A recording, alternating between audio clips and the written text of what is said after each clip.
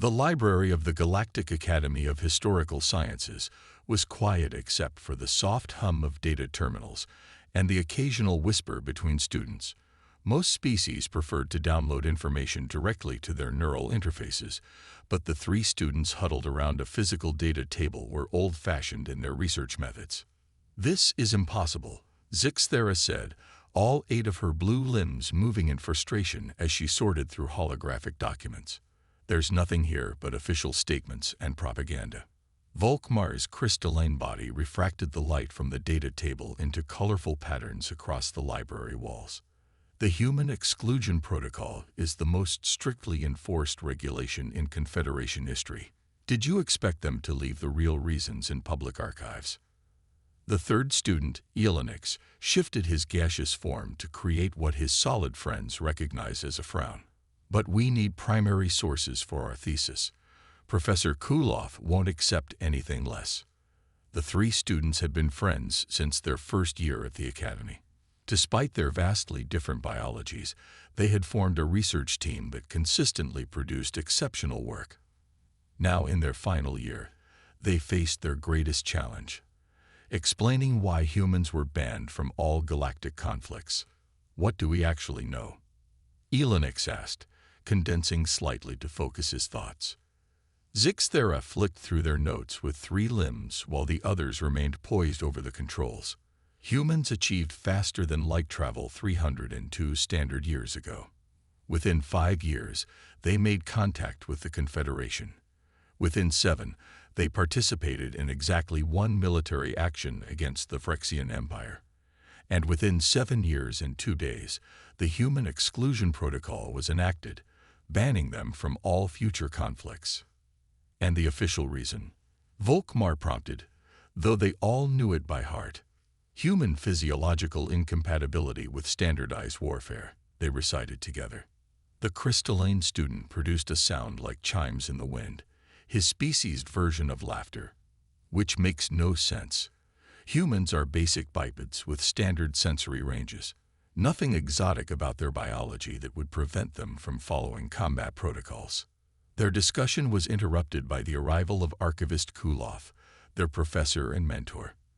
The ancient Melogian moved slowly on his 6 stumpy legs, his wrinkled gray skin hanging loosely around a body that had seen over 7 centuries of galactic history. "I hear you've chosen a challenging topic," he said, his voice surprisingly strong for his age. Zixthera straightened her posture. "We've hit a wall, Professor. The public records are clearly incomplete. Or falsified," Volkmar added. Kuloff's 4 eyes blinked in sequence, a sign of amusement. "History is written by those who wish to shape the future, not necessarily by those who witnessed the past." Elenix expanded slightly with excitement. "Then you agree the official explanation is false?" "I didn't say that," the professor cautioned, glancing around to ensure they weren't overheard. "But consider this. Species are rarely excluded from galactic affairs because they are too weak." The 3 students absorbed this hint in silence as the professor continued.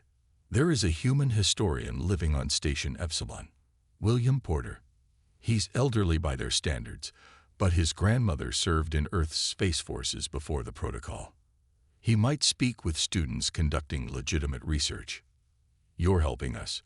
Zixthera asked, surprised. Kuloff's mouth formed what they recognized as a sad smile. "The truth about humans has been buried for too long. Perhaps it's time for young minds to uncover it. But be careful. There are those who believe this particular truth is too dangerous to be widely known." As the professor shuffled away, the 3 friends looked at each other with a mixture of excitement and apprehension. "Station Epsilon is 3 days' travel," Volkmar noted. "We have enough credits for the journey," Zixthera calculated quickly. Elenix pulsed with determination. "Then it's settled. We leave tomorrow."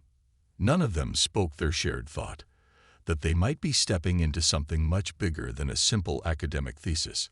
The Human Exclusion Protocol had shaped galactic politics for 3 centuries, and they were about to challenge its very foundation. The journey to Station Epsilon took exactly 3 days and 7 hours. When they arrived, The three students were exhausted but eager to begin their research. The space station was an old trading post, now mostly inhabited by retired spacers and those seeking to avoid attention. "How do we find this William Porter?" Volkmar asked as they stepped off the transport shuttle. His crystalline body drew curious stares from the few humans present in the docking bay. Zixthera consulted the station directory through her personal device. "He lives in the residential ring, section 17. Not far from here." They made their way through the station's winding corridors. Station Epsilon had been built centuries ago, with additions and modifications creating a maze-like structure that seemed to have no logical pattern. Most of the inhabitants were aliens from across the galaxy, but they noticed more humans here than they typically saw at the Academy. Elenix floated slightly ahead, his gaseous form shifting nervously. "Remember what Professor Kuloff said. Be respectful. Humans are sensitive about this topic." When they reached the door marked Porter, Zixthera pressed the communication panel. After a moment, the door slid open to reveal an elderly human male. His hair was white and thin, his skin wrinkled with age, but his eyes were sharp and alert. "William Porter?" Zixthera asked, her translator working perfectly to convert her native clicks and whistles into standard galactic common. "That's me," the old man said, studying the strange trio with obvious curiosity. "Don't get many Academy students out this way. What brings you to my humble home?" "We're researching the human exclusion protocol for our thesis," Volkmar explained. "Our professor, Archivist Kuloff, suggested you might help us." William's eyebrows rose at the mention of their professor. "Old Kuloff is still teaching, is he?" "Well, any friend of his is welcome here." He stepped aside to let them enter his small apartment. The room was filled with physical objects, books, models of spaceships, and images displayed on the walls rather than in holographic form. It seemed cluttered to the aliens, who were used to minimalist living spaces. "Tea," William offered, moving to a small kitchen area. "It's a human custom when receiving guests." While he prepared the drinks, the students explained their project in more detail. William listened without comment, occasionally nodding.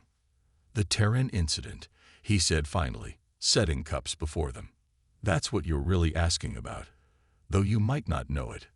"We've seen that term in the public records," Elenix confirmed, forming a small appendage to accept the offered cup, though he couldn't drink it.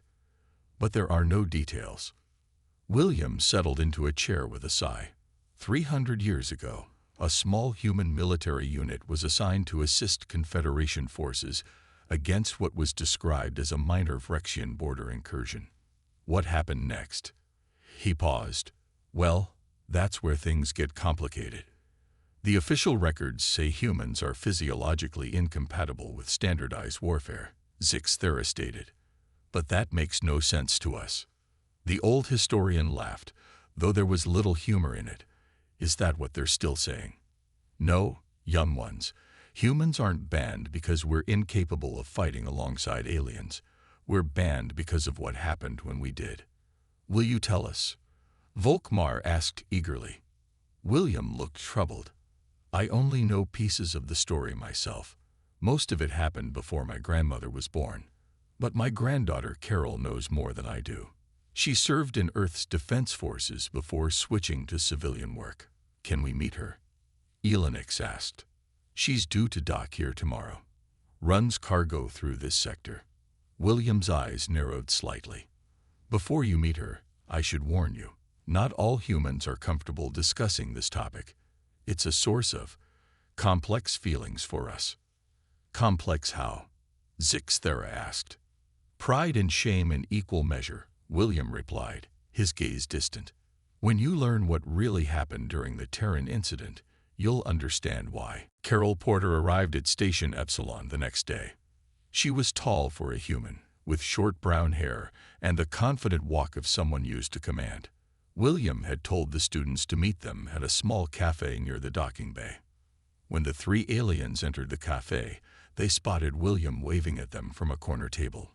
Next to him sat a woman in her 40s wearing a pilot's jumpsuit with patches from various shipping companies. "These are the students I told you about," William said as they approached. "Researchers from the academy." Carol nodded to each of them, but didn't smile. "Dad says you're asking questions about the human exclusion protocol. That's not a topic many people want to discuss openly." Zixthera's limbs moved in a gesture of respect. "We understand it's sensitive. We only want the truth for our research." "Truth," Carol repeated with a short laugh. "That's in short supply when it comes to this subject." She looked at each alien student carefully before continuing. "What do you know about human history?" "We've studied Earth's major conflicts," Volkmar said, his crystalline form catching the cafe's dim light. "Your species has an unusual military history compared to most Confederation members." Carol nodded slowly. "Most species in the Confederation evolved beyond large-scale warfare before they achieved space travel. Humans didn't." She paused, seeming to choose her words carefully. "We brought our wars to the stars with us. But the Confederation accepted humans as allies," Elenix pointed out, his gaseous form swirling slightly with interest. "Conditionally," William added. "They were wary of us from the start." Carol leaned forward. When the Vrexian Empire began pushing into Confederation space, most member species hadn't fought a real war in generations. Their military was more like a police force, good for keeping order, not for fighting an enemy determined to take territory. "So they asked humans for help?" Zixthera guessed. "Not exactly," Carol said. "They reluctantly allowed a small human contingent to join a defensive operation. One ship, 38 crew members, led by Captain Frank Dawson and Lieutenant Patricia Miller." William handed the students an old-fashioned data tablet. "This is the only known image of the crew." The screen showed a group of humans in matching uniforms standing in front of a spacecraft. They looked ordinary, some smiling, others serious, none particularly intimidating. "They were just a standard patrol crew," Carol continued. "Nothing special by our standards. The Confederation expected them to observe and provide tactical advice, maybe participate in minor engagements under strict supervision." "What went wrong?" Volkmar asked. Carol's face grew serious. "The official story says there was an ambush. The human ship was separated from the Confederation fleet and presumed destroyed. But it wasn't," Elenix stated, picking up on her tone. "No," Carol confirmed. "It wasn't. What happened next is classified in both Confederation and Earth records. But there are stories passed down through military families like ours." William nodded. "My grandmother served with Miller before the incident. She used to say that the Vrexians made a terrible mistake when they cornered that human crew." "What kind of mistake?" Zixthera asked, all 8 limbs perfectly still in anticipation. Carol sighed. "Look, I maintain strict neutrality on this topic. I have to. It's part of my licensing agreement as a cross-sector pilot. But I can tell you this. There's a reason human military history books have redacted sections about our brief participation in galactic conflicts. Can you help us access those sections?" Volkmar asked hopefully. "No," Carol said firmly, "but I can point you towards someone who might. There's a Confederation military archive on Proxima Station. Most of it's restricted, but with your academic credentials, you might get access to the unclassified portions." She tapped something into their datapad. "Look for records about Defensive Operation 37B. That's what they called it before they renamed it the Terran Incident." As the students thanked her and prepared to leave, Carol added one last comment. "Just be careful. Some secrets stay buried for good reasons." Proxima Station hung in space like a giant metal flower, its 5 petal-shaped sections extending from a central hub. It served as the main Confederation archive facility for this sector of space, housing billions of records from thousands of years of galactic history. "I'm nervous," Zixthera admitted as their transport approached the docking bay. "What if they deny us access?" "We have legitimate academic credentials," Volkmar reminded her, his crystalline body humming with excitement. and we're only asking for unclassified records. Elenix, who had been quiet since their meeting with Carol Porter, finally spoke. But what if what we find leads us to ask for classified information? Carol seemed worried about where this research might lead. They fell silent as the transport docked. After passing through security, they'd made their way to the central archives. The bored-looking Tretian with 6 eyes barely glanced at their credentials before granting them access to a research terminal. "We have 6 hours before our return transport," Zixthera reminded them. "Let's start with Defensive Operation 37B, like Carol suggested." The terminal came to life as Volkmar entered their search terms. Almost immediately, hundreds of files appeared on the screen. "That's more than I expected," Elenix said, his gaseous form expanding slightly with surprise.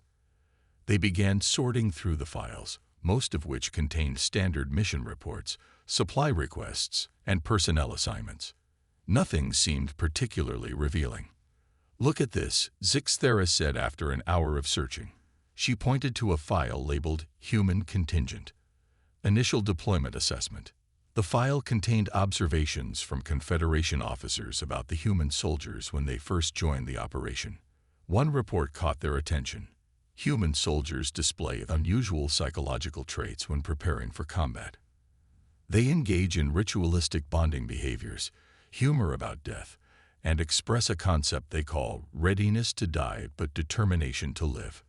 Recommend careful monitoring of these unpredictable tendencies. "That doesn't sound too unusual," Volkmar commented.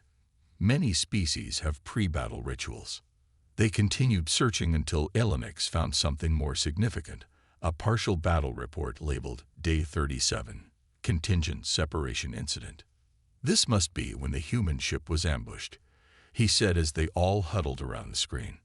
The report described how the human vessel was cut off from the main Confederation force during an unexpected Vrexian attack. The report ended abruptly with, "Human vessel surrounded by enemy forces. Communication lost. Presumed destroyed."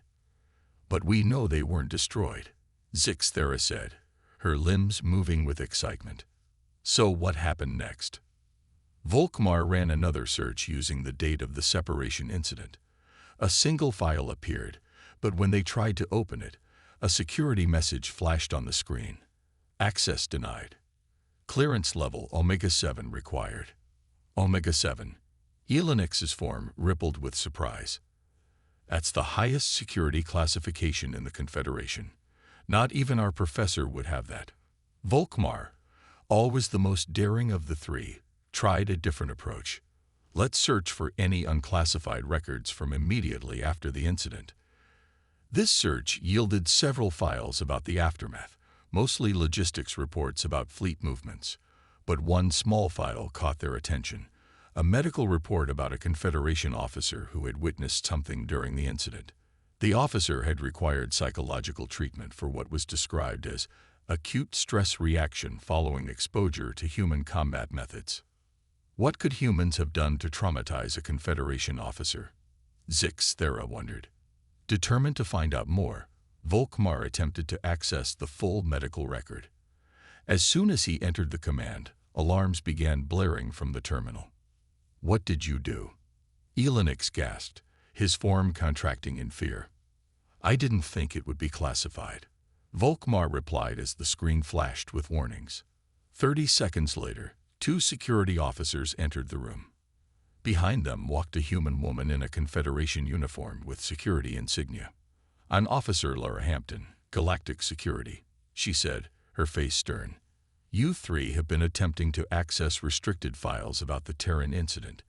You'll need to come with me immediately." The security office was small and plain, with only a table and a few chairs. Officer Laura Hampton sat across from the 3 students, her face serious, as she studied them. "Do you know how much trouble you're in?" she asked finally. "We were just doing research for our thesis," Zixthera explained, her 8 limbs moving nervously. "We didn't mean to access restricted files." Lara looked at each of them carefully. "Your thesis is about the human exclusion protocol." It wasn't a question, but Volkmar nodded, his crystalline body reflecting the bright lights of the security office. You're not the first to ask these questions, Lara said after a long pause. But most researchers give up when they hit the classification barriers. Elenix shifted his gaseous form slightly. Are you going to report us to the Academy? To their surprise, Lara smiled. Actually, I've been conducting my own investigation into the protocol for years. The three students looked at each other in confusion. But you're human, Zixthera said. And you work for Confederation security. Exactly, Lara replied. One of the few roles humans are permitted in galactic affairs. We can serve as advisors, but never in combat positions. She leaned forward. Don't you find it strange that humans are allowed to work in security, but not in warfare? Volkmar's crystalline body hummed with excitement. You know the real reason for the ban. Parts of it, Lara admitted. More than most. She stood up and checked that the door was securely locked. What I'm about to tell you could end my career, but I believe the truth should be known. She activated a small device that created a soft, buzzing sound. Privacy field, she explained. What's said in this room stays here. Elenix gathered his courage. Officer Hampton, why are humans really banned from galactic conflicts? First, you need to understand something, Lara said. Humans aren't banned because we're weak or incompatible with other species. We're banned because the Confederation is afraid of what we can do. She pulled out a small data drive and plugged it into the room's display system. A star map appeared, showing a section of space near what the students recognized as the old Vrexian border. This was the situation when the human contingent was cut off from Confederation forces, she explained. Captain Dawson and Lieutenant Miller found themselves surrounded by an entire Vrexian battle group. Over 30 ships against their one small patrol vessel. They should have been destroyed instantly, Volkmar said.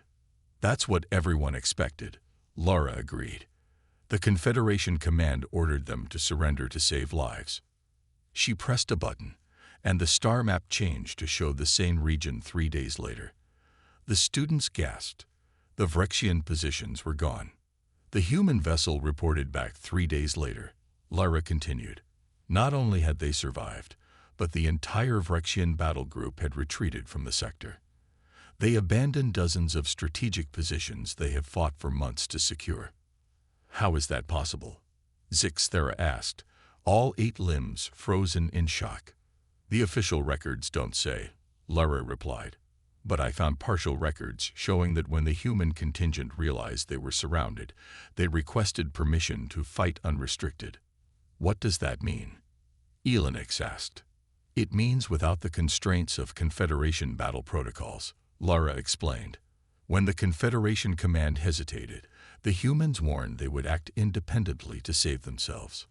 She turned off the display and looked at each student in turn. There's only one living witness who knows exactly what happened next, a retired Confederation admiral named Jorax. He was a junior communications officer during the incident. Where can we find him? Volkmar asked eagerly. He lives in isolation on a small moon in the Draxian system, Lara said. He rarely speaks to anyone, especially about the Terran incident. Will he talk to us? Zixthera asked. Probably not, Lara admitted, but he might talk to me. I saved his grandson's life during a station emergency 3 years ago. He owes me a favor. She looked at the students with sudden intensity. If I help you meet Jorax, you have to promise me something. What? They asked in unison. Whatever you learn, put it all in your thesis. The truth needs to be told, no matter how uncomfortable it makes the Confederation. Admiral Jorax lived on a small moon with a thin atmosphere. The landscape was bare rock and dust, with no plants or animals. His home was built into the side of a crater, partly underground for protection from space radiation. Lara landed her small ship near the entrance. Let me do the talking at first, she told the 3 students. He's old and doesn't trust easily. They walked to the door, which opened before they could knock. In the doorway stood a tall, thin alien with pale blue skin. He had 4 arms and 3 large eyes that blinked in sequence. His skin hung loose with age, and he leaned on a metal cane. "Officer Hampton," he said, his voice surprisingly deep, "I wondered when you would come." His three eyes moved to the students. "And you brought guests."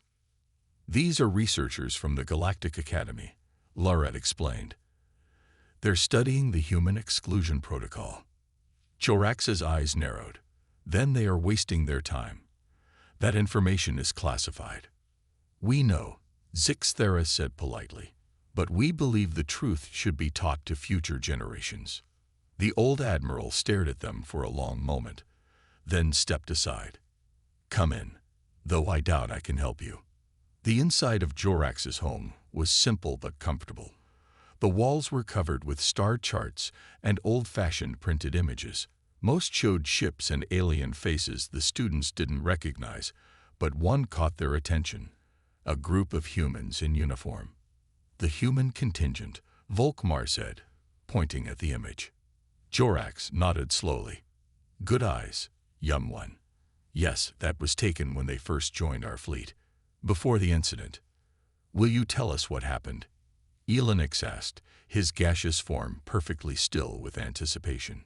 "I swore an oath of secrecy," Jorax replied, settling heavily into a chair. "Oaths are important," Lara said softly.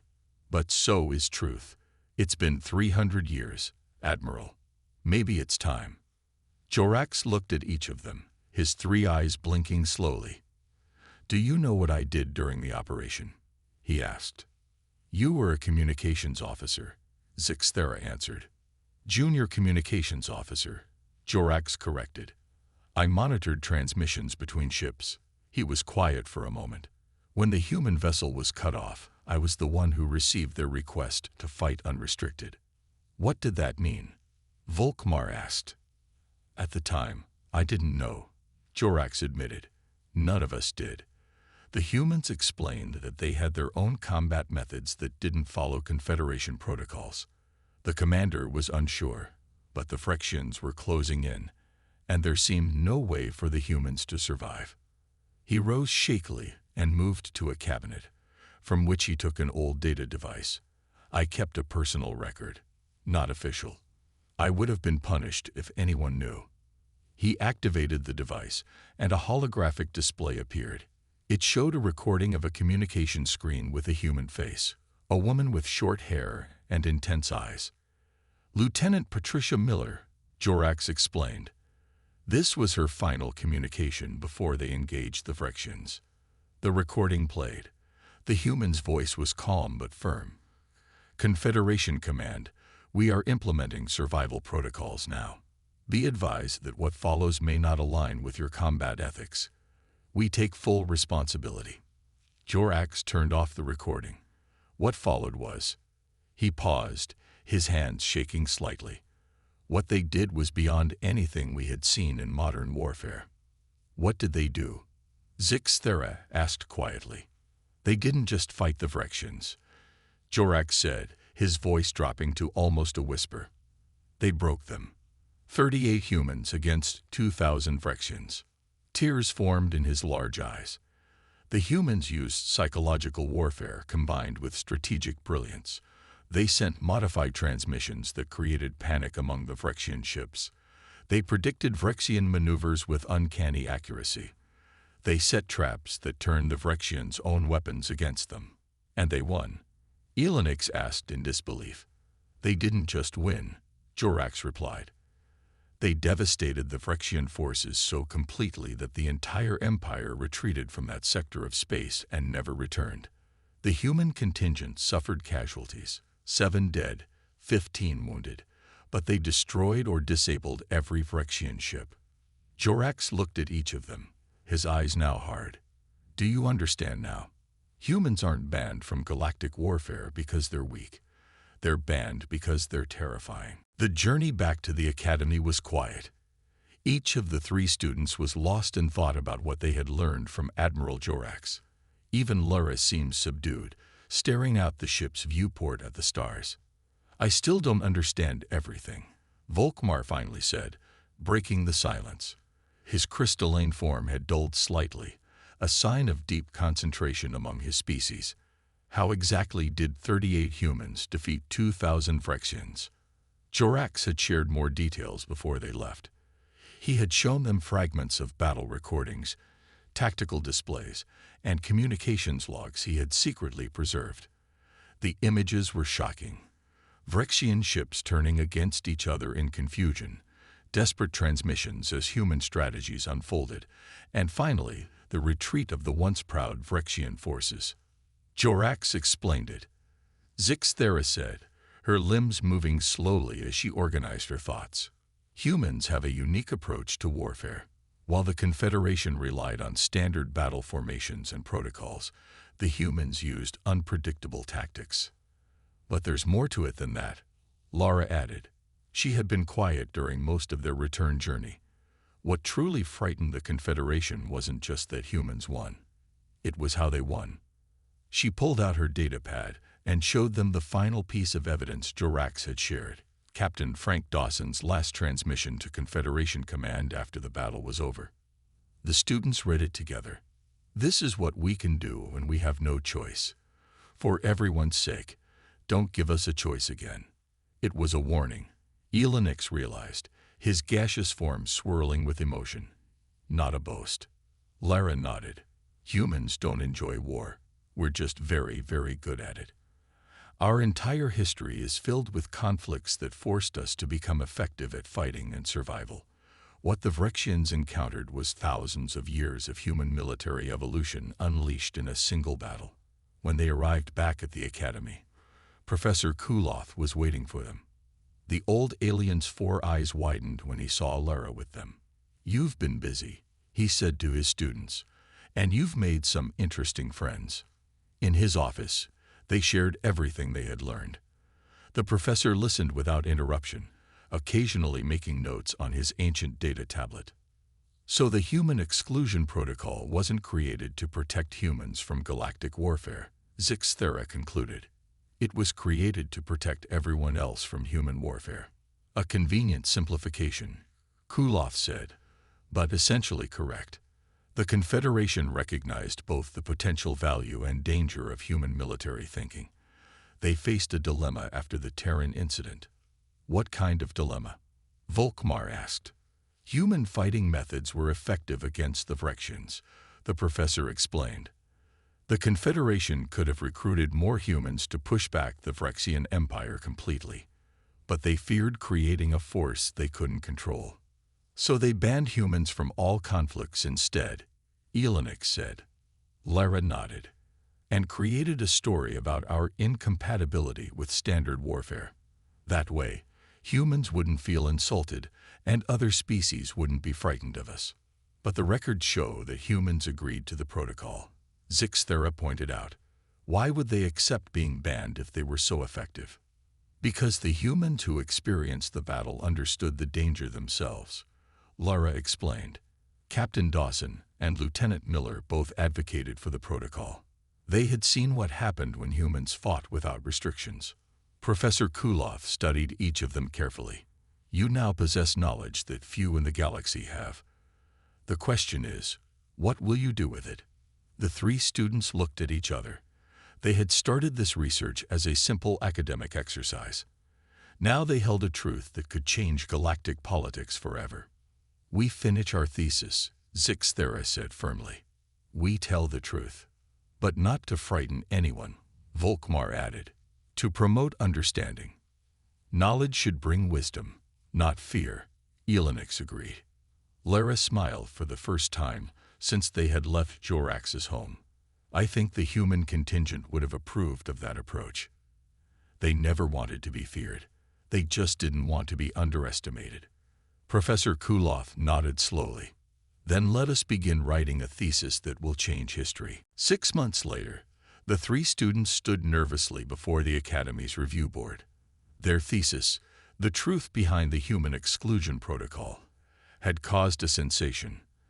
Academic officials, government representatives, and even military officers from across the Confederation had come to hear their presentation. This is bigger than I expected, Elenix whispered, his gaseous form shifting anxiously. Too late to turn back now, Volkmar replied, his crystalline body reflecting the bright lights of the presentation hall. Zixthera said nothing, but all 8 of her limbs were perfectly still, a sign of intense focus among her species. Professor Kuloff introduced them with obvious pride. These students have uncovered a truth that has been hidden for 3 centuries. I ask you to listen with open minds. For the next hour, they presented their findings. They showed the evidence from Admiral Jorax, the partial records from the Confederation archives, and the testimonies they had gathered. They explained how humans had demonstrated combat capabilities that had shocked even their allies, and how the protocol had been created not out of prejudice but out of caution. When they finished, the hall was silent. Then a Confederation official stood up. "This information was classified for good reason," he said, his tone severe. "Spreading it could damage relations between species and create unnecessary fear of humans." With respect, Zixthera replied, "Fear based on ignorance is more dangerous than understanding based on truth." Before the official could respond, the doors at the back of the hall opened. A group of humans in formal attire entered, led by an older human woman in a military uniform covered with medals and insignia of high rank. "Admiral Susan Blackwell, Earth Defense Force," Professor Kuloff announced, clearly surprised by her presence. The human admiral walked to the front of the hall. "We received word of this presentation," she said, her voice carrying throughout the room. "Earth government felt we should be represented." She turned to face the students. "You've done impressive research. Most of what you've presented is accurate, though some details remain classified even now. Then you're not angry about us revealing this information?" Volkmar asked. Admiral Blackwell smiled slightly. "History deserves to be known, even difficult history. The human exclusion protocol has served its purpose for 3 centuries. Perhaps it's time for a new understanding between species." The Confederation official looked alarmed. "Admiral, surely you're not suggesting..." He was interrupted by an urgent message that appeared on the main display screen. The text was in the official language of the Confederation Council. "Emergency alert. Unknown hostile force TECTED in outer systems. All Confederation defense units mobilize." Additional information scrolled across the screen. Reports of an unknown species attacking outlying colonies, overwhelming standard Confederation defenses with tactics and technologies never seen before. Admiral Blackwell read the reports with a grim expression. "It appears your thesis may be more timely than anyone expected." 3 days later, the students watched from a viewport as a Confederation delegation arrived at the Academy. The delegation went directly to a secure meeting room where Admiral Blackwell and other human military leaders waited. "Do you think they'll ask for human help?" Elenix asked quietly. "They have no choice," Lara Hampton said from behind them. She had returned to witness the outcome of their research. Confederation forces are reporting that conventional tactics are ineffective against the new threat. They watched as the doors to the meeting room closed. Inside, the fate of the protocol they had spent months studying was being decided. "What happens now?" Volkmar asked. "Now we wait," Zixthera replied, "and hope that the Confederation has learned that some allies are powerful not despite their differences, but because of them." Hours later, the doors opened. The Confederation representatives emerged, looking solemn. Behind them came Admiral Blackwell and the human delegation. The Admiral's face was serious but composed. "It's done," Lara told the students. "For the first time in 3 centuries, the human exclusion protocol has been temporarily suspended. Will humans help fight this new threat?" Zixthera asked. "Yes," Lara said, "but on our terms this time. We won't forget the lessons of the Terran incident." As the students watched the human delegation depart, they realized their academic research had helped change galactic history. The truth they had uncovered hadn't just educated the past, it had altered the future.